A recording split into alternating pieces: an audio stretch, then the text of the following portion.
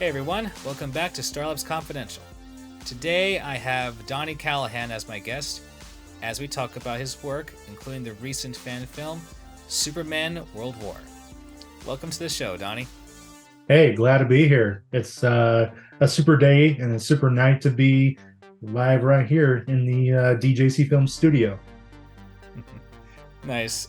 So I guess the first question is, how'd you start with your studio, pretty much?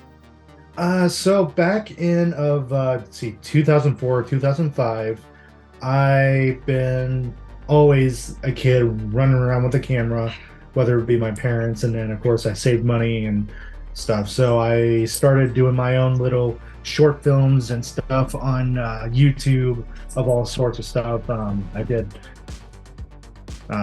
various different short films and little snippets of stories, and then from there it kind of grew, and I worked around after high school, getting into the independent film circuit in St. Louis, and started kind of growing my skills while climbing up the ladder, whether it be being a production assistant or assistant to the camera, and then kind of working around and figuring out where do I want to be in the independent film scene. And I wanted to start my own company, so around the time after high school into probably about 2015, I started going into doing my own little short films that got a little bit more bigger and a little bit more broader with other actors. And then from there I just kind of start climbing up a little bit more with different projects, and started to associate with other film companies that just kind of went a little bit more adventurous. And then I wanted to do my own first feature, which happened to be Superman World War. Nice. So that was your first full-length feature film that you got to direct and everything. Yeah, absolutely. So I guess you say that for Superman, he was your favorite character growing up. Yes, for me as a kid that's felt very different. I've grown up with a pediatric stroke, which in a lot of cases it hits different parts of the brain. For me, it was like the speech area, so I wasn't able to really connect people on a social level. I was kind of socially awkward and couldn't really connect with others. And then having to watch Superman the movie the first time, and when I was 5 or 6, I first see Christopher Reeve ripping off his shirt when he's going to rescue Lois to save from the helicopter fall. And it just you get that goosebump rush of feeling this is the inspiration of feeling strong and feeling like you're invincible. And for me, having to find the values within this character is something that I want to embrace through life. And I don't think without Superman, what kind of person do we need in this world? And having to be a friend to somebody, but also being your own strong self, it kind of gave me that confidence to be able to go through life and not be afraid of taking any challenges. And Superman did that for me as an individual, and I like to carry that through the lessons of life that I want to put towards, and hopefully teach other people the same lessons and values that what the symbol stands for. Yeah, I know what you mean, because I may have been a Superman fan growing up at first. I mean, growing up I was more into Batman as a kid, but I did like when they had their team-ups, because it was an interesting dynamic of how opposite and similar those two are.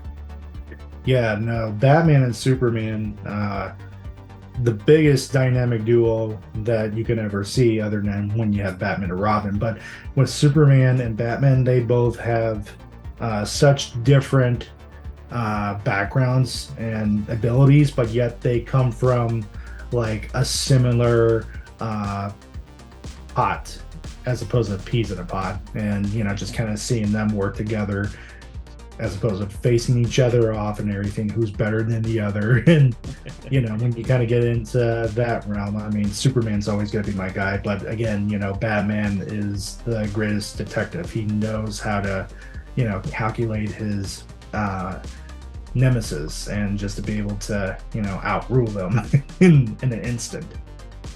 Yeah, I agree, because with Superman, I feel like after watching through some stuff like Smallville, it just showed me how Superman is like the most famous outsider ever, like living among humans when he's not technically one himself, even though he likes to view himself as a human. It's just interesting that he still pushes forward despite feeling so different. Right, yeah. And then kind of seeing how with him growing up through his life, it kind of makes us see in the world of like, we're not that different from each other. And the more that we kind of he unifies us all in that message of like, what does it mean to be different? What does it mean to be an alien? What does it mean to be strange? And we all kind of go through those phases, and yet we have, and for somebody like him, he cares for people and he gives back to the world with the abilities that he has.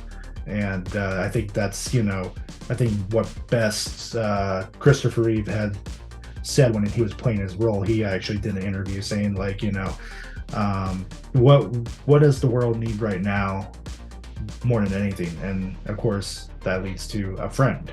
And for him to say that, it's like, man, that's so much more simple of an answer, but yet with such impact behind it, because everybody does need a friend and a helping hand in desperate times. And yet, there's so much sacrifice. There's so much, there's just so much love you can give to the world. And yet, not everybody knows what goes on your shoulders. And for Superman's shoulders, it is tons and tons. And I think in our retrospective, our personalities and how we live our lives, it really dives in to what kind of character do we want to perceive as people by the end of the day. Yeah, that's true. That makes me think of that scene from Superman Returns when he goes all the way up above the world and just listens to like everything going on and tries to see where to go first to help. Yeah, absolutely. I think like watching that scene in Superman Returns with Brendan Routh kind of doing that, and that's like, man, that's like almost everybody's mind, trying to see who they can help first. But having so much going on in your head, it's like, how do you even dial in? But overall, at the end of the day, for people that give so much back and yet do so much for others, I commend those people for giving all what they can for humanity and for what we do best. And even though, like, even in the movie itself, he's like, all those things I could do, all those powers, I couldn't even save him. It's like, not everybody's capable of saving everybody all at once, but we can do the best we can, because that's what is part of humanity itself. And I think that's something we can learn from Superman, that he's not just the greatest superhero of all time, but he's also the biggest human. He's like the most human than anybody, even if he wasn't a human. Yeah, that's true. Like, some people like to think of him as like being so perfect because of all his abilities, but right, it's really the personality, the fact that, like, if you put like anyone else, whether it be some of his enemies or even different story ideas that have Superman influence, they go corrupt. But yet they've started with him where he wouldn't get so corrupted with his powers, and even if he does, he manages it somehow in the end. So it's like, that's just something with how he was raised, the values that he probably inherited from his birth parents, because I would argue that for his birth parents, they were trying to be good people to help others, and with the whole hope motto. Right, yeah, exactly. Yeah, with the message behind hope, and everything. There's so much that we can learn from this character, but even to kind of like what you say is that we see him as the perfect human, or God, because of in Moses, you have the baby being sent out from in the creek of the river, so the baby could survive and live in a different world. And that kind of plays the same with Krypton being its last hope, getting sent to Earth and being sent to another set of parents that can value them. And then you kind of go into the the antichrist of everything. So I mean, and a lot of people see that as like what means for him to be perfect, but at the same time, it's like there's so much more to Superman than we realize. And kind of circles back around that he's a friend. He's there to be there for anybody and do anything for anybody, as long as he can save people, and he can do change people in a way that nobody think that you could be changed, if that makes sense. Yeah, it's just why like for him and Batman, like they definitely don't try to kill like their enemies. They try to help them out if there's something that they can do for them to not lead a life of crime, or find a cure for them if they're like changed into some kind of like monster or something. Right. There's always that hesitant of being human, and for like Batman and Superman, they both have that very much in common. And to see what they do and how far do they stretch to make sure that they don't turn into the monster, don't turn into the criminal that they think that they're supposed to be, when Batman and Superman see the better in people, which is it is just such a strong personality to have. And for people like that, you don't see much like that. And when you watch movies like that, it's like you get that sense of hope. Mm-hmm. Yeah, because I remember seeing something where they created this anime film called A Death in the Family, which does a retelling of the comic book of Jason Todd's like storyline, like what happens. Mm-hmm. But there's a part where it does a recap of the previous movie, Under the Red Hood, because this Death in the Family movie, it's like a pick and choose your own kind of thing. Like you can choose how the story unfolded normally, or you can choose, like, let's say if Jason survived, or if Jason and Batman switched places, where if like Batman died instead. Right. Yeah. Those kind of stories are always fun, because you can kind of see how it has that ripple effect one way or the other, like which way does it go and how does that fall into place. And just kind of seeing different storylines take in that retrospect is always kind of like a fun what if kind of thing for anybody. And especially with Death in the Family, you have so much deep drama, especially what Jason went through, and kind of like seeing the regret of Bruce Wayne kind of going through what could have he done better and everything. So it's kind of nice to see that they have like entertainment like that out there, just to kind of see what would it look on that other side. Yeah, but here comes the best part, in my opinion. Like if you choose like how the story unfolded originally, you hear Batman doing a recap of what happened with Jason becoming Red Hood and everything, but at the very end, he's at a diner telling this to Superman.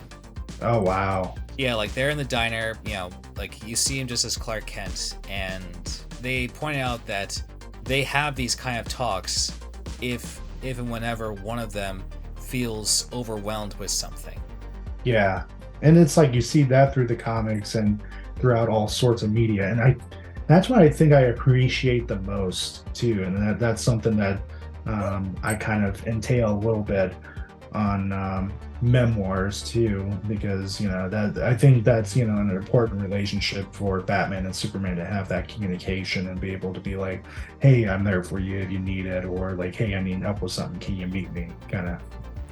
Yeah, plus my favorite part is that when Superman says that the moment that we stop doing those talks, if you don't come to me with something, is the moment I know I need to activate my contingency plans for you. And Batman chuckled at it because normally it's Batman that has plans how to stop Superman should he go rogue. So, like, what could Superman have planned? Right, yeah, it's like you always think of, Bruce Wayne with the plan, but Superman, it's like, nah, he knows what to do. You kind of know, but then it's like, but do you really know? Yeah. Still, it's just interesting how, like, they check on each other to make sure, like, they won't go so far beyond the point of, like, no return. Oh, for sure, absolutely. So I guess who is your favorite version of Superman? Ah, man. I mean, I've always been a, Christopher Reeve fan myself, just because that was like the first thing I seen growing up, just because how Christopher Reeve embodied Superman perfectly. But I mean, of course, too, I've grown up watching like George Reeves Superman, which I think, other than Christopher Reeve, George really hit the note on the character himself, because, like, there's a lot of episodes that kind of delve into, because it's like a lot of people would think, that are outside of the DC realm and think, oh, well, George Reeves is kind of a cheesy Superman character, but it's like, no, it's like you get into some of these episodes, like the clown episode and everything, he feels sorry for the clown for all his wrongdoings and stuff, but then, it's like he shows more of a darker side in there. So there's a whole lot of dynamic that George Reeves did that I think maybe Chris might have picked up on, just the humanity side of that character. But I mean, overall, yeah, it's torn between the two of George Reeves and Christopher Reeves, in my opinion.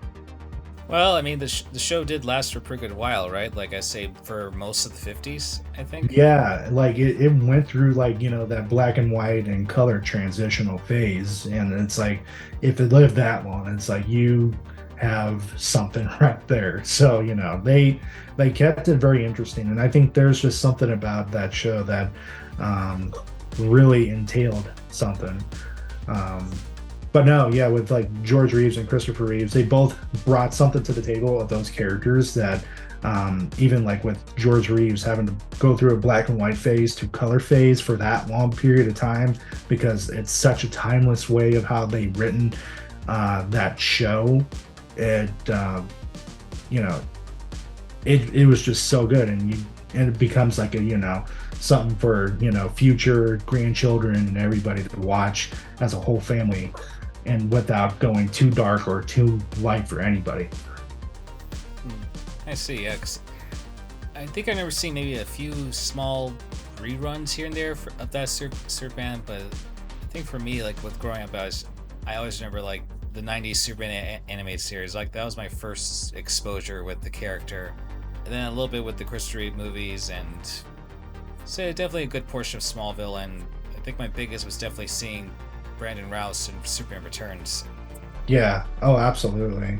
Yeah, I think if we're talking about a little bit more modern Superman, definitely Tom Welling.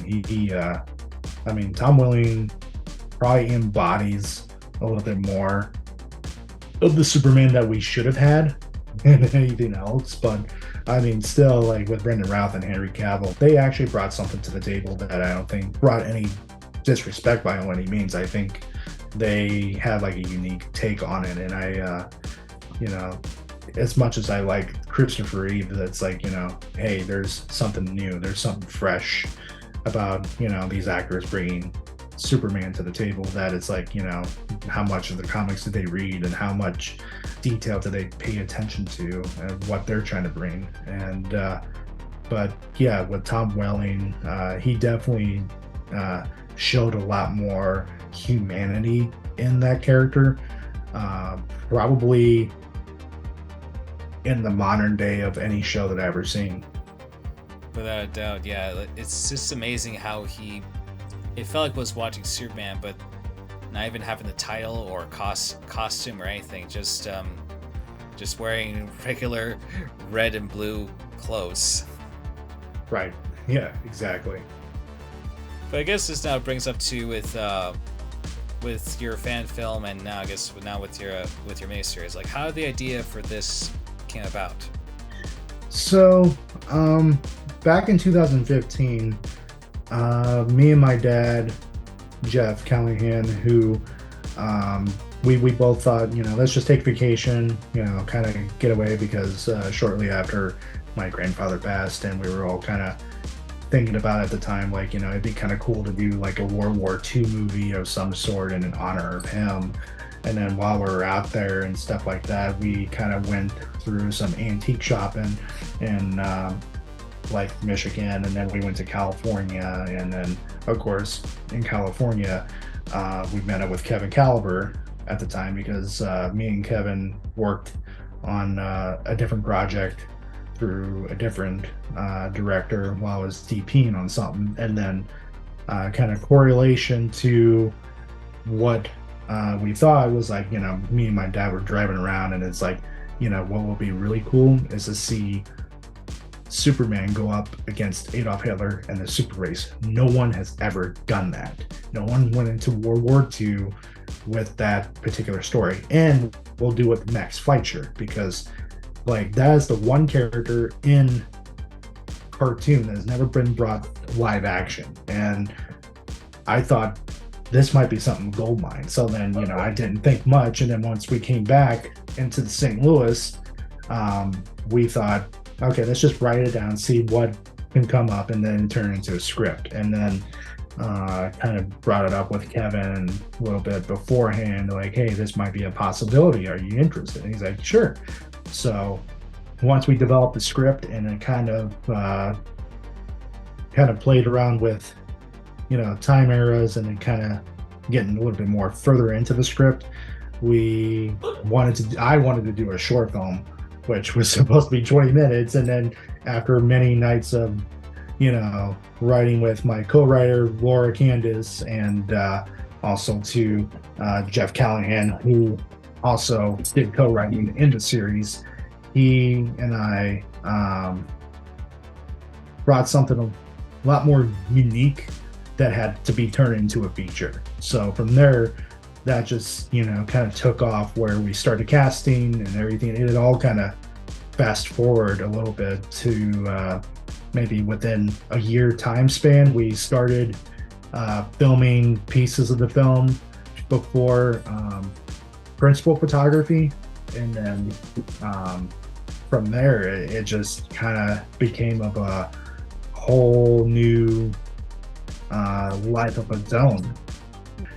Basically, it just kind of came about, kind of picking ideas with me and my dad. We've done a lot of ventures together on a lot of things, from wrestling shows, and did our own production companies and stuff. And then we thought, let's do a feature film. Let's do something that we both would love, and be able to do something great. And,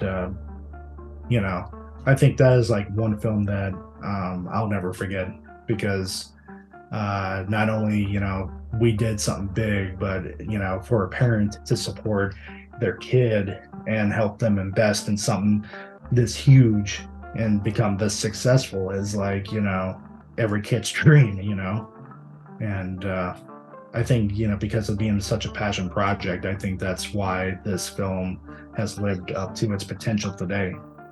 Yeah, that's one thing I felt like when I first watched it. I could definitely see the passion, especially with you bring, like, because your grandfather was a soldier during that time, correct? Yes, he was part of the Rainbow Division in the post-World War. He went after the big war happened.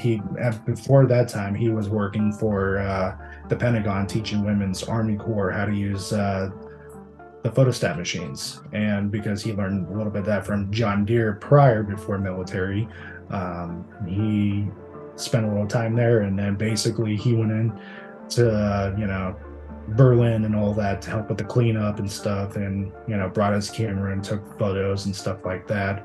And I'm not sure what kind of things he saw, but, there are things that he did see that were like Auschwitz and stuff like that.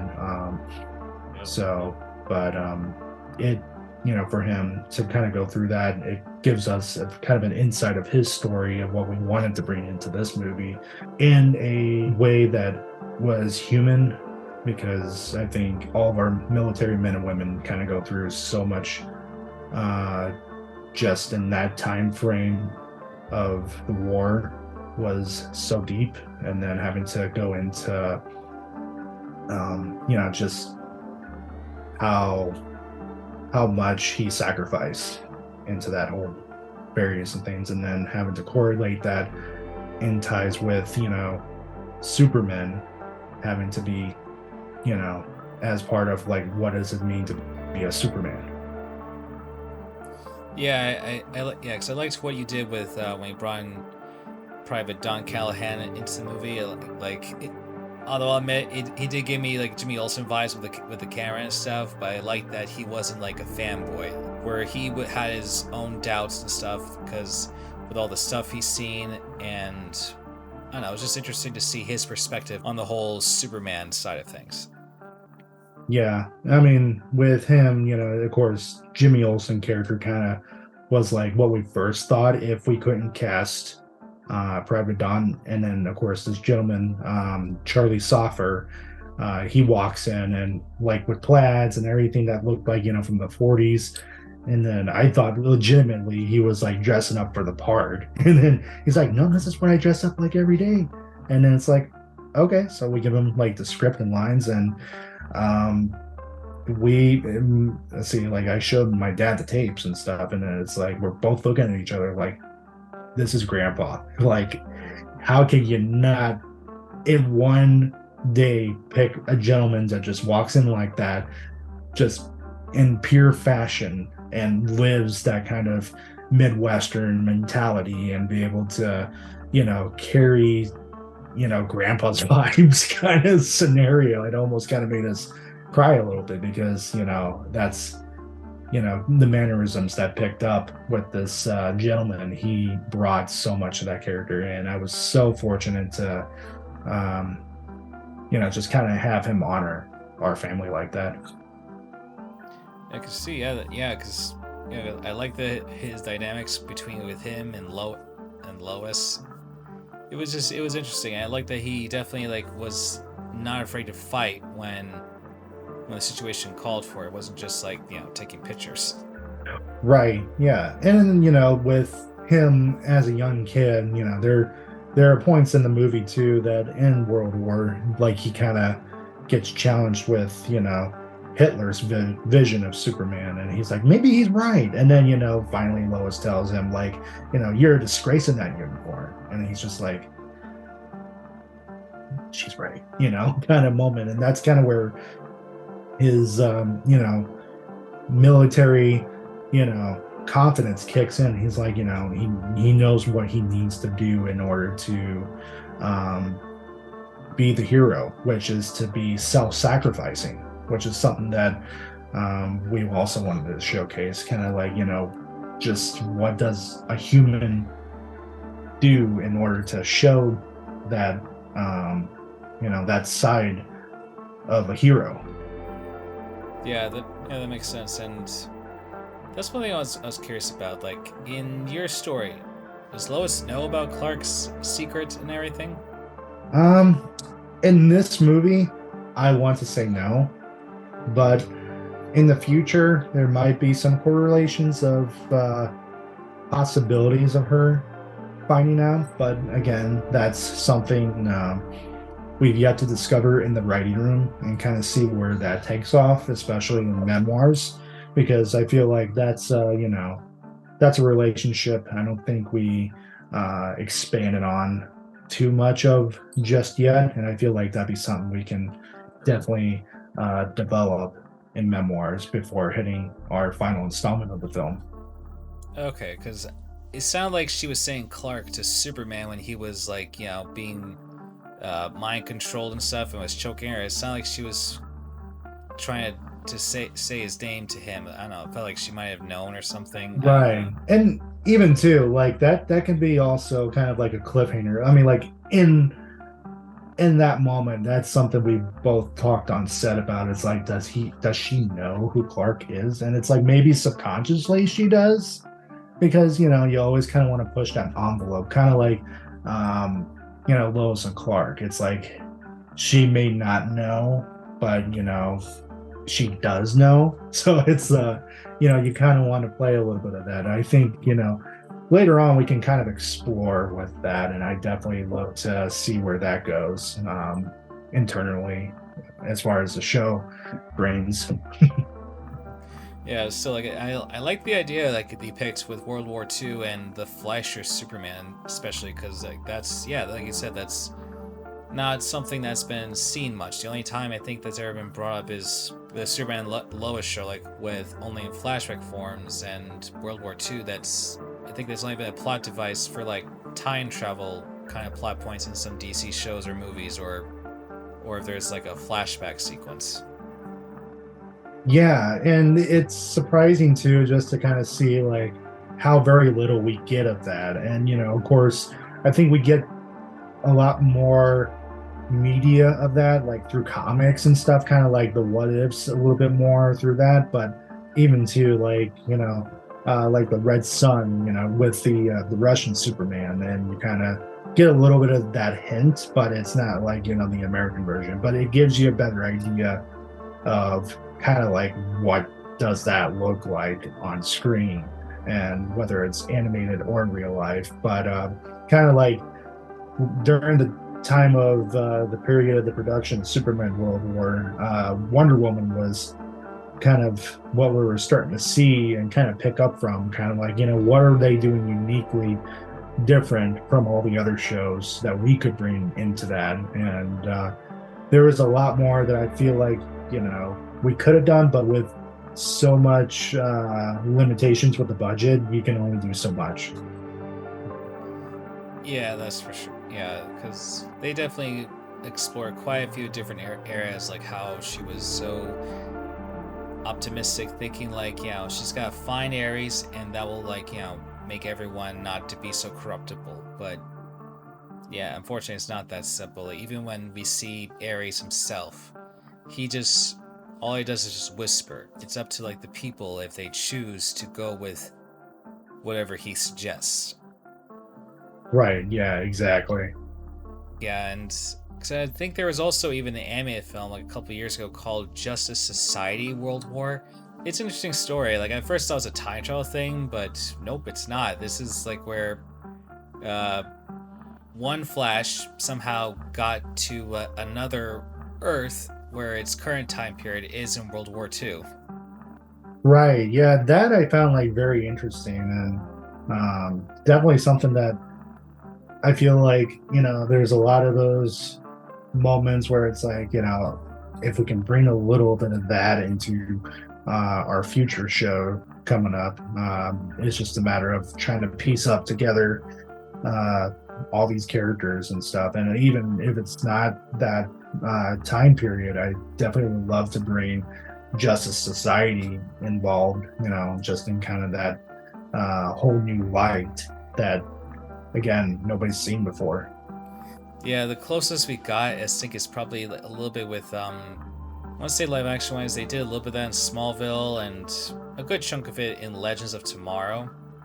Yeah, they kind of tweaked, they kind of went in and out with it a little bit, just kind of teasing you. And it's like, I feel like the fans deserve a little bit more than just a tease. Although there was Stargirl, because, I mean, granted, Stargirl had, like, the original members for, like, the first episode, but then at least for the majority of the show is, like, trying to create a new Justice Society. Right, yeah, of course. It's, it's just something like, a whole new thing to explore, and I definitely would love to see more of what they can offer if that ever comes up to the table for DC itself. And hopefully James Gunn can actually bring a little bit of that, if not our show. Yeah, I guess that brings us to the next question, like with Memoirs. So I guess through Memoirs, this is your chance to explore more of like this version of Superman that you've created in this film, and not only that, you get to see with other characters from DC. Yes, absolutely. So what I can say is that we are introducing Brainiac into this universe, which will be unique, the Collector of Worlds. And then we also got Batman involved, which will be played by Matt Wacker, who is a very well-known Batman cosplayer. He's all over TikTok and stuff. Very awesome individual. I think he goes by Dr. Batman Jones, from what I understand. And then, of course, I did mention, I see, we also are going to bring in Supergirl in the mix, which will be played by Brittany O'Connell. And of course, there's a lot of other characters that we're going to try to, implement, even to like the Luthor family, even Lionel Luthor himself, which you get to see in episode 1 towards the end, kind of get an idea of who he is. And he's kind of almost kind of like a mob boss character who runs a big corporation and all that, and he's raising his son Lex Luthor. So we kind of get to see a little bit of the Lionel legacy, or the Luthor legacy, kind of grow throughout the series as well. So there's that aspect of it. And of course, I like to introduce more DC characters throughout the series.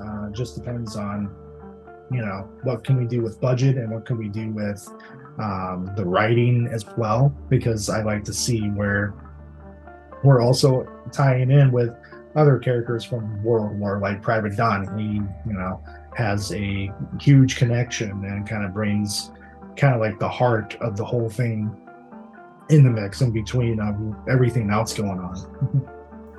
Yeah, I got you. Yeah, because it'd be interesting to see like a 40s version of some of the stuff, because for Superman, Batman, they were created pretty much at the start of World War II, but for like Supergirl, Brainiac, and like for some of the Luthors, they weren't created till like, definitely I'd say, after World War II. Yeah. Oh, yeah. Absolutely. And with Memoirs, we definitely are playing kind of like the generational episodic series, kind of like with like Wonder Vision. Each episode's almost kind of a decade later, and you kind of play that off.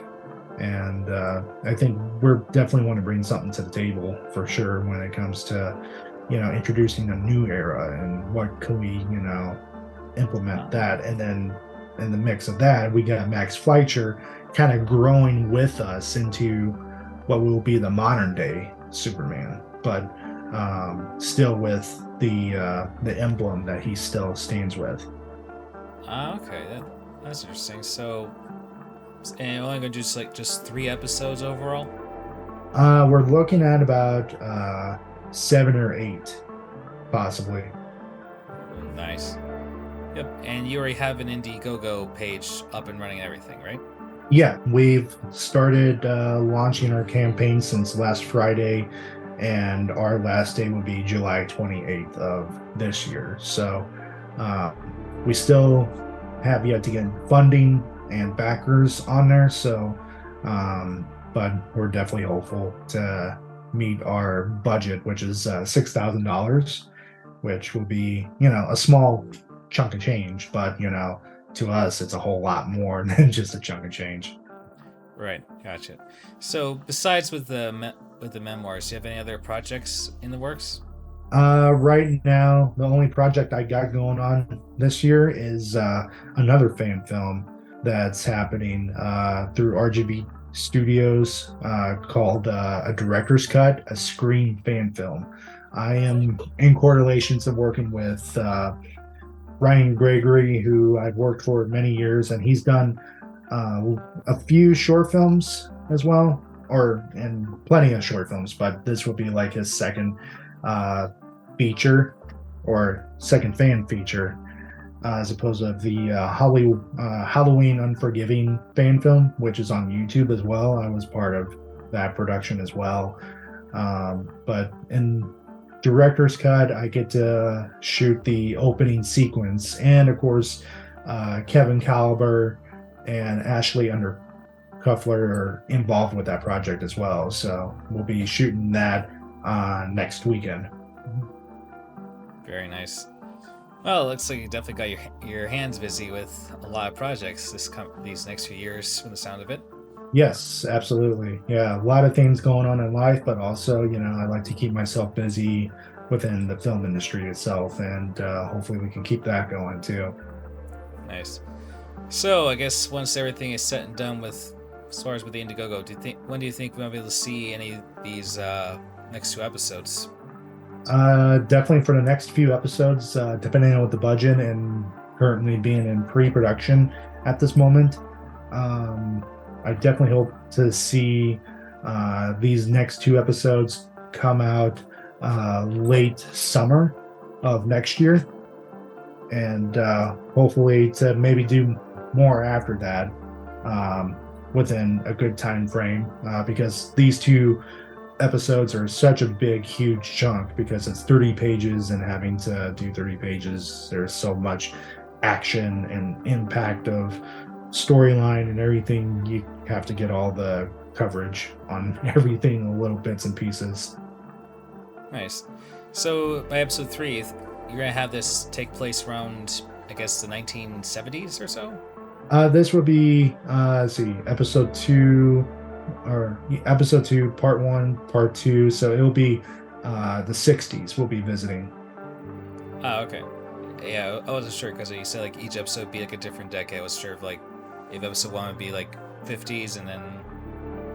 Right. No, yeah, because we were originally wanting to make episode 2 just as its own, but then because of the way that page-wise it's extended, it'll be split into 2 episodes, just like a kind of a part 1 and part 2 scenario. So but yeah, we're definitely excited to bring a little bit more of that 60s era, where it's a little bit more kind of like George Reeves vibes and stuff like that, and hopefully bring a little bit more of dynamic of a new Superman kind of but no, yeah, like in episode 2 and 3, still being the 60s, we hope to bring kind of that George Reeves, but also to some of the dynamics of like Superman's abilities to be elevated up a little bit as he is growing throughout the series. We definitely want to showcase that as well. Makes sense.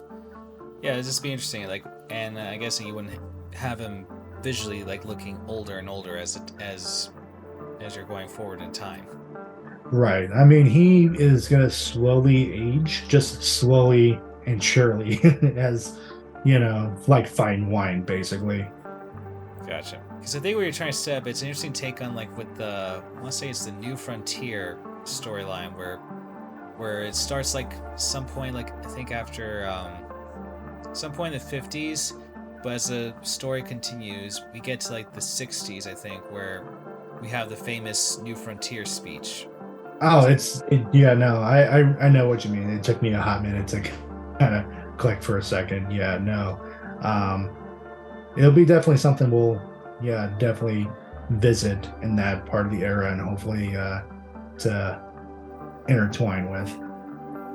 Yeah, so like I agree with you. The Golden Age is definitely something new to explore, because you can do all these like different like eras of Batman and Superman, but the 40s it's more unique, which makes me wonder like how are you doing your take on with Batman in this set piece? So with Batman in this series, we're kind of going a little bit different, because I was thinking, because of the 60s, you would think, okay, maybe go a little bit more Adam West, but then it's like I want to bring a little bit of something different to the table, kind of like a Hush Batman. And I think where we went with that is that during the writing process, we were wanting to put him more involved, but then due to scheduling with our actor and everything, it took a little bit more of a different direction that I felt like we wanted to get into work around with, and I felt like that's where we kind of set with, which was the Hush Batman. Interesting. Just so as long as you don't do another reshooting of the Wayne murders, Right. No, I promise. I think plenty of us have seen multiple different versions of that. And yeah, I definitely would rather see, like, a coffee shop scene with Batman and Superman for good old time's sake, because, nobody gets to see that much other than, maybe the comics or the animated series, as we've talked about earlier. Yeah, that's for sure. Yeah, but still, that's interesting. Yeah, because it's always unique to see different takes with these characters, especially for about as long as they've been around for like over 80 years now.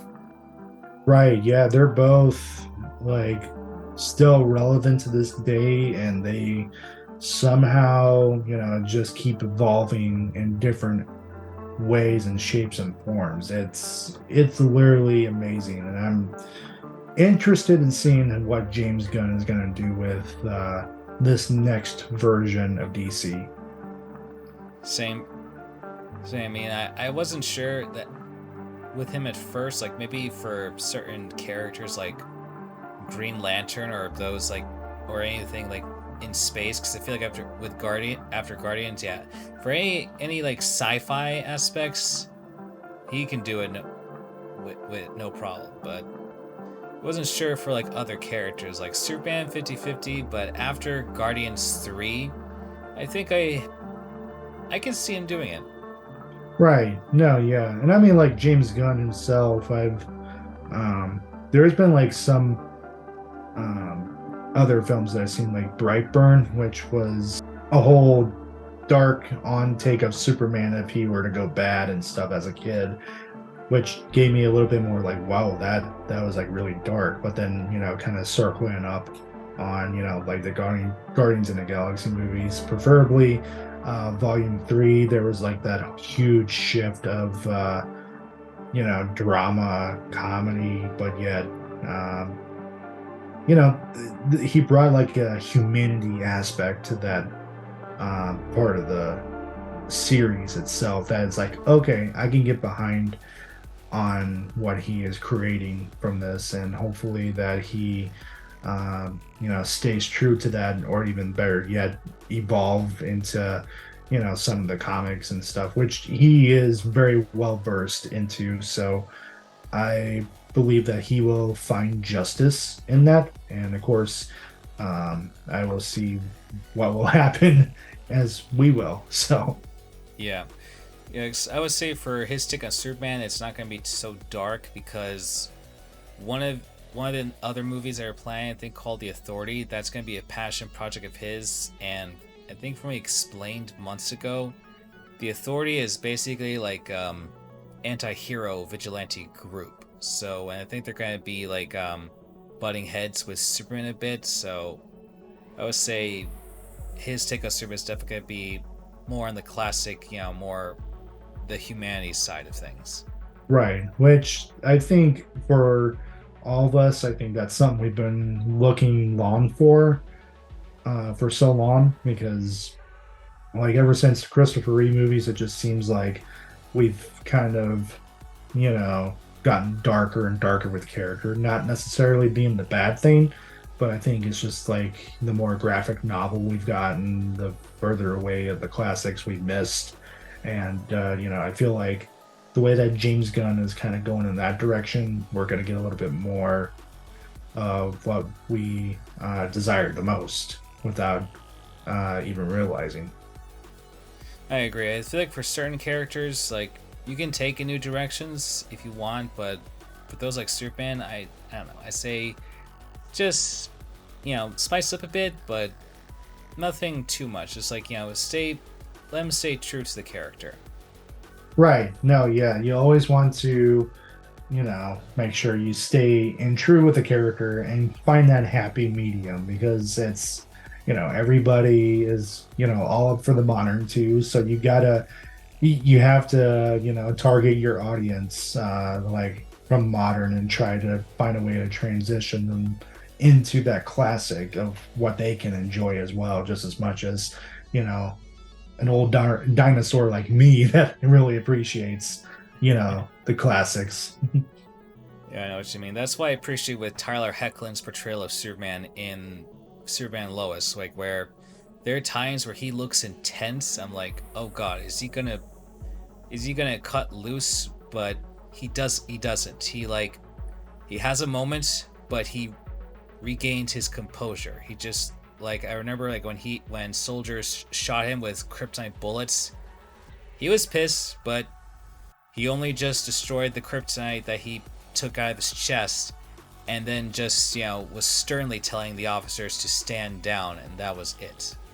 Right. Like that in itself was a true way that Superman would actually act in that moment. It's like it hurts, but he's going to take it and he is going to tell you not to do that again. And I feel like even in that retrospect, you kind of you have to admire that personality of Superman, that he is, a good doer, he's a Boy Scout, he will be pushed, but he will, show character in front of children, especially kind of like in that whole scenario. It's like if the character goes too dark, kids can't watch it. But then, I think there's that part of that character of Superman that, he has to mind his manners, basically.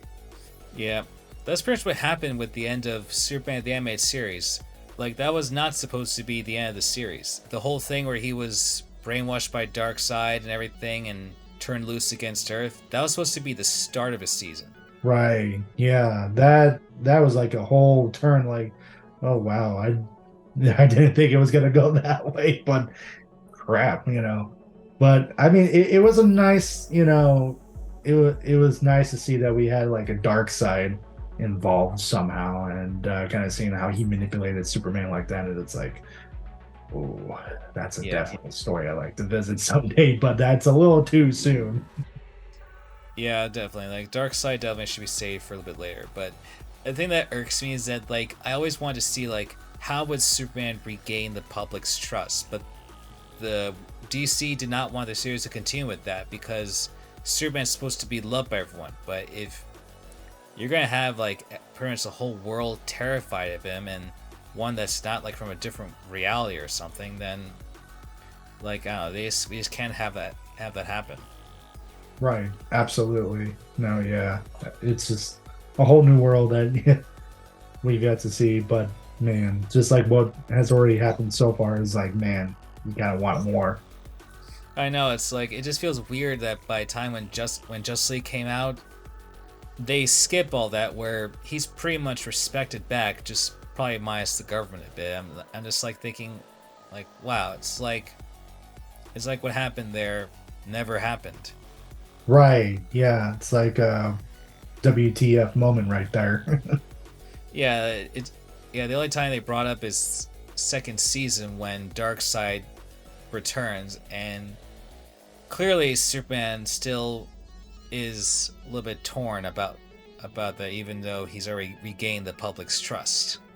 Yeah, it's a big scar for himself to, you know, heal up from, and especially like, with that sort of issue being that huge, it's almost kind of hard to come back even for any human being. So for Superman, yeah, that's something that it becomes part of him, and he has to live with that and to kind of learn how to grow with instead of try to remove in that sense. And I think again that shows the part of humanity that we love in Superman so much. Yeah, agreed. And even though he can't can't fully accept it, yeah, that just makes him more human. That like how I think when they did that, Darkseid brought back, he was willing to die fighting him just to get back at all the stuff he's done. At first I thought that's stupid. You should not be like sacrificing your life just for a grudge. I mean, yeah, Darkseid's a terrible thing, but you shouldn't have that mentality that you just want to get rid of him once and for all. But he's human. He's not fully perfect. Right. Yeah, he's just, you know, an average human, just an average Joe that just, wants a life, and he just, wants to live by, morals, and just, live on his own. And you kind of wonder, at some point it's like, has Superman really gotten tired of wearing the cape, and does he want to hang it up? And, you kind of see, what would his life be like if he were just a human, which we kind of did see like in Crisis with Tom Welling. Like, he just gave up his powers and he's just living his life with Lois and has kids. And, John Cryer's Lex Luthor wasn't having it. And it just, knocks him out and just like, I missed you so much. I wanted to hit you again. Oh, he's like that. Like, you're not Lex. Yeah, it's like, what? No, Lex is president. Oh god, it's just like, I imagine that pissed off a lot of fans, the fact that we never get to see Tom Welling wearing a suit fully. Right, that I hope one day will happen, but wishful thinking for all of us on behalf. Well, at least there's the comics of Smallville. That's true. And I think even too, Tom Welling and Michael Rosenbaum had talked about doing like a cartoon or something like that. Yeah, that should be interesting. I mean, I don't see why they couldn't do a live action, but... Right. I mean, yeah, I don't see why they couldn't do that either. Like, let's see what they can bring to the table. Yeah, but I guess they figure, like, we already have a live action Superman show. We don't need two. Yeah. But then it's like, with all the other things that we want in, and I think for somebody like Tom Welling and Michael Rosenbaum to invest in and put all the time in, it's like, how much of that will anybody watch? But again, I'm all up for it. It's just probably as much as anybody else probably would. Yeah, same here. Even though the Crisis thing reset some things, who knows? It probably would have recreated another version of Smallville. Right. Yeah, didn't think about that. That's a whole new dynamic that we have yet to visit and just to be able to discover. Yeah, 'cause luckily in Flash, after the Crisis crossover thing, it's been stated that a new multiverse was formed. Yes. Oh, man. Yeah, seeing that, and it was like, ooh, man, this had gotten deep. Yeah, that crossover brought in like so many cameos. Oh my gosh. Yeah, like even to like Brendan Routh's character, like seeing two of them playing two different characters, like the Kingdom Come Superman and oh my gosh, Adam. And I was like, man, that was wild. Especially when Kara comes in saying like, Ray, you look jacked, and Tyler was like, nope, that's your cousin or other cousin. Right, yeah, exactly. It's like just the funniest little scenarios you see it. It's like, oh my gosh. It's like with those writers, I think they're just as much fans as we are, and they get an appreciation out of it, and they are like, yeah, we're listening to the fans, we know what's up. So yeah, I would say for Crisis, that was like peak. I think in my opinion, that's like peak writing for that team with all the shows together. Oh yeah, wholeheartedly agree. Yeah, that was like a show of its own that I don't think we'll ever get another chance to see in that likeness. No, unfortunately not. Just like another Avengers moment. For now, I mean, we'll see what happens when we get to either Kang Dynasty or Secret Wars. Ooh, yeah. I can't wait to see that. And definitely can't wait to see like all the involvement that's going to go on with like Spider-Man now that, he made people forget who he is and stuff like that, and who's going to remember. And I hope they do like the scenario where Hulk remembers who he is. We'll see. Though I'm predicting for Secret Wars, huge multiversal team up. Yes, so much. Yeah, if that, I really, and one of these days, I hope, if any, dream that I think any DC and Marvel fan would love to see is DC versus Marvel. That would be something, yeah. Just there has to be some kind of negotiation between Warner Brothers and Disney for that to work. Like, although it's hard to say. Like, I feel like the best way to do it might be animated, because I feel like with live action, it'd be tough because we want to see something like with Bats, Soups, and Wonder Woman with Thor, Captain America, and Iron Man. But I say for live action right now, that'd be almost impossible. Right. Yeah, and just the amount of leadership and how many executive producers need to be on that particular project would be insane. It's like Hollywood would have to, yeah, they definitely would need to do such power. Yeah, that's for sure. Yeah.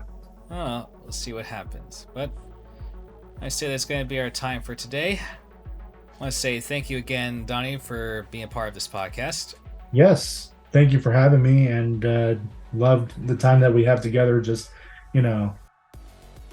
talking about the projects and all the, Superman correlations of different comics and shows and TV and actors. It's definitely a pleasure. Thanks for watching. Be sure to click the link in the description box to donate money if you want to see more of Memoirs Under the Yellow Sun. Also, check out the Superman World War movie, as it's nearing 20 million views as of now. This is BD Knight, signing off.